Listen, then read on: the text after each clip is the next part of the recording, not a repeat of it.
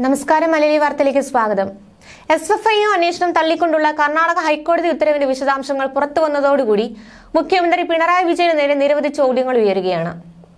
2020-21 കാലം മുതൽ തന്നെ വിവിധ വിഷയങ്ങളിൽ രജിസ്ട്രാർ ഓഫ് കമ്പനീസും വീണയുടെ കമ്പനിക്കുമിടയിൽ നടന്നുവരുന്ന ഗുരുതര സ്വഭാവത്തിലുള്ള ഈ വ്യവഹാരങ്ങൾ പാർട്ടിയെ അറിയിച്ചിരുന്നോ എന്നതാണ് മുഖ്യമന്ത്രിക്ക് നേരെ ഉയർന്ന ഏറ്റവും പ്രധാന ചോദ്യം.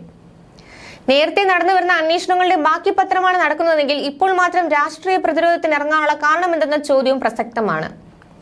SFIO അന്വേഷണം സ്റ്റേ ചെയ്യുന്നത് ആവശ്യപ്പെട്ടുകൊണ്ടുള്ള വീണയുടെ ഹർജി തള്ളിക്കൊണ്ടുള്ള കർണാടക ഹൈക്കോടതി ഉത്തരവ് നിരവധി ചോദ്യങ്ങളാണ് ഉയർത്തുന്നത്.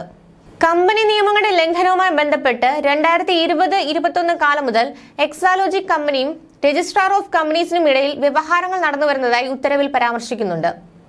ഗുരുതര സ്വഭാവത്തിലുള്ള ഈ വ്യവഹാരത്തിന്റെ ഫലത്തെക്കുറിച്ചും എക്സാലോജി കമ്പനി ഉടമയ്ക്കും ബോധ്യമാവേണ്ടതാണ്. അത് സംരംഭക എന്ന തലത്തിലുള്ള പ്രശ്നമാണെങ്കിൽ കമ്പനി ഉടമയുടെ പിതാവ് എന്ന നിലയിൽ മുഖ്യമന്ത്രി നേരിടുന്നത് രാഷ്ട്രീയ ധാർമ്മിക പ്രശ്നങ്ങളാണ്.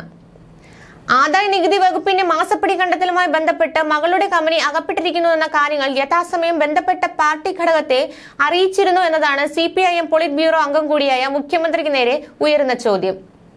രാഷ്ട്രീയ ഭരണ നേതാവ് എന്ന നിലയിൽ പുലർത്തേണ്ട രാഷ്ട്രീയ ധാർമ്മികത കൂടിയാണിത്. മകളുടെ കമ്പനി നേരിടുന്ന അന്വേഷണം പാർട്ടി അക്കാലത്ത് തന്നെ അറിയിച്ചിരുന്നില്ലെങ്കിൽ അത് ഗുരുതരമായ തെറ്റാകുമായിരുന്നു. ഇനി അറിയിച്ചെങ്കിൽ തന്നെ എന്ത് ചെയ്തു എന്ന ചോദ്യവും പ്രസക്തമാണ്. നേരത്തെ നടക്കുന്ന അന്വേഷണങ്ങളെയും വ്യവഹാരങ്ങളെയും തുടർച്ചയാണ് ഇപ്പോഴത്തെ അന്വേഷണമെങ്കിൽ മാസപ്പടി വിവാദത്തിന് രാഷ്ട്രീയ പ്രതിരോധം തീർക്കാൻ ചാടി പുറപ്പെട്ടത് എന്തുകൊണ്ടാണെന്ന ചോദ്യം പാർട്ടി നേതൃത്വത്തിന് എതിരെയും ഉയരുന്നു. പാർട്ടി നേതൃത്വത്തിലുള്ളവരെ പോലും അധിക്ഷേപിച്ച പിന്തുണയായിരുന്നു CPIM വീണ വിജയന് നൽകിയത്.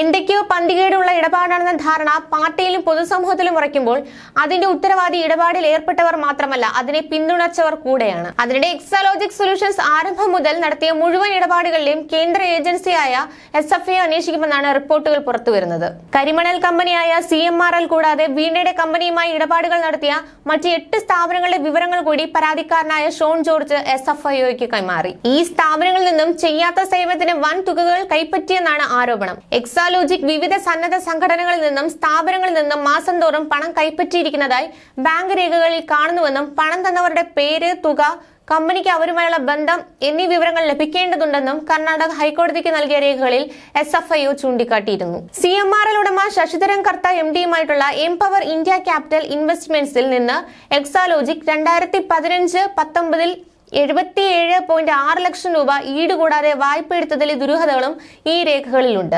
2016-17 നൽകിയ 37.36 ലക്ഷം രൂപയിൽ 25 ലക്ഷമേ എക്സാലോജിക്കിന്റെ ബാങ്ക് അക്കൗണ്ട് രേഖകളിലുള്ളൂ.